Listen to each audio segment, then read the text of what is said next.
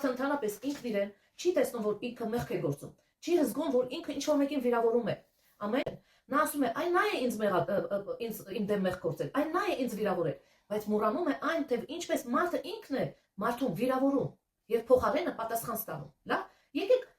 կարդանք Աստվածաշունչ։ Ես պիտի կարդամ Մատթեոս 5-րդ գլուխ 22 խոսքեր։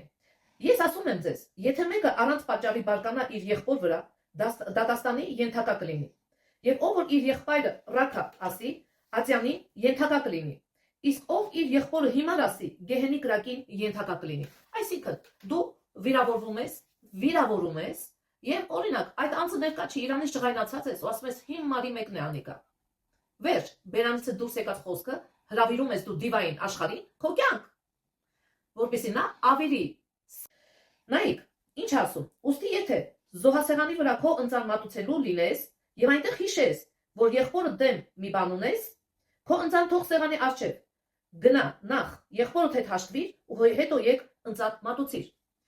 Դու երբ որ նեղության մեջ ես լինում, ինչ ես անում։ Սկսում ես Աստծուն հաճոյանալ, սկսում ես աղոթքներ բարձրացնել, սկսում ես իրեն համար ինչ որ զոհ մատուցել։ Երբ որ զոհ ես մատուցում, Աստված ասում է. «Օ, աղջիկս, օ, տղաս, արի, հիշեցնում է քեզ, ասում է քեզ, այս մարդուն դու վիրավորել ես, այս մարդուն այս խոսքն ես ասել»։ Ու ասում է, երբ որ հիշես, որ ինչ որ մեկը քո դեմ բան ունի, կամ դու ինչ որ մեկի հետ, գնա, նախ հաշտվիր նրա հետ, հետո արի եւ քո զոհը մատուցիր։